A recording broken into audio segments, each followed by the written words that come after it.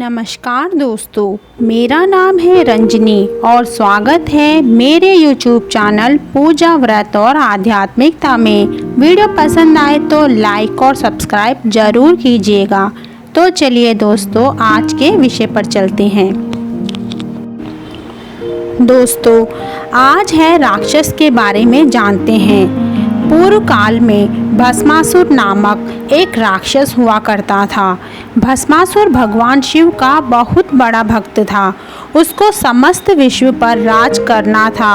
अपने इसी प्रयोजन को सिद्ध करने हेतु वह शिव की कठोर तपस्या करता है।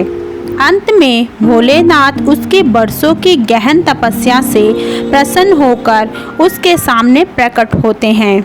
उसकी तपस्या से खुश होकर महादेव भस्मासुर को अपनी इच्छा व्यक्त करने के लिए कहा। शिव उसे वरदान मांगने के लिए कहते हैं। तब भस्मासुर अमरत्व का वरदान मांगता है। अमर होने का वरदान सृष्टि के विरुद्ध विधान होने के कारण शंकर भगवान उसकी यह मांग नकार देते हैं। तब भस्मासुर अपनी मांग बदलकर यह वरदान मांगता है कि वह जिसके भी सिर पर हाथ रखे वह भस्म हो जाए। शिव ने मनचाहा वर पाकर भस्मासुर अहंकारी और उद्दंड हो गया। वह हर किसी को भस्म करने लगा और देखते ही देखते पूरी सृष्टि उसके आतंक से थर्रा हो गई। अब भस्मासुर स्वयं को सृष्टि का भगवान मानने लगा। उसके मन में शिव के लिए कुविचार आ गया।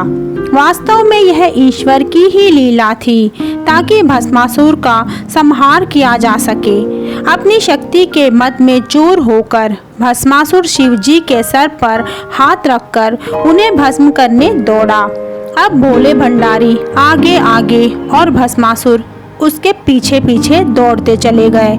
वरदान शिवजी का था जो सृष्टि में उसकी कोई काट नहीं थी। स्वयं महाशिव भी उसे बदल नहीं सकते थे। ऐसे में उन्होंने श्री विष्णु को सहायता के लिए पुकारा।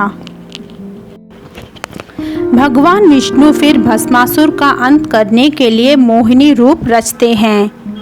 भस्मासुर जब भटक भटक कर शिवजी को भस्म करने के लिए ढूंढ रहा होता है, तब मोहिनी उसके समीप प्रकट हो आती है। उसकी सुंदरता से मुग्ध होकर भस्मासुर वहीं रुक जाता है और मोहिनी से विवाह का प्रस्ताव रखता है। मोहिनी जवाब में कहती है कि वह सिर्फ उसी युवक से विवाह करेगी जो उसकी तरह नृत्य में प्रवीण हो। श्री हरि ने अपनी माया से मोहिनी का रूप धरकर भस्मासुर को मोहित कर लिया। अब भस्मासुर को नृत्य आता नहीं था। उसने इस कार्य में मोहिनी से मदद मांगी और उसका हाथ अपने ही सिर पर रखवा दिया।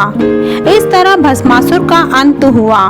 वास्तव में भस्मासुर के अंत के लिए ही परम शक्तियों ने मिलकर यह माया रची थी। पर देखने पर यही ज्ञात होता है कि अपात्र को वरदान देकर शिवजी भी समस्या ग्रस्त हो गए थे। दोस्तों, इस धार्मिक कथा का सार यह है कि ज्ञान और दान सुप्राप्त को ही देना चाहिए। दोस्तों, यह थी मेरी छोटी सी प्रयास इस विषय पर। एक नए विषय के साथ फिर आपके सामने हाजिर होंगी जल्द। आशा करती हूँ कि आप लोगों को यह विषय पसंद आया होगा। अच्छा लगे तो लाइक और सब्सक्राइब कीजिएगा। धन्यवाद और नमस्कार।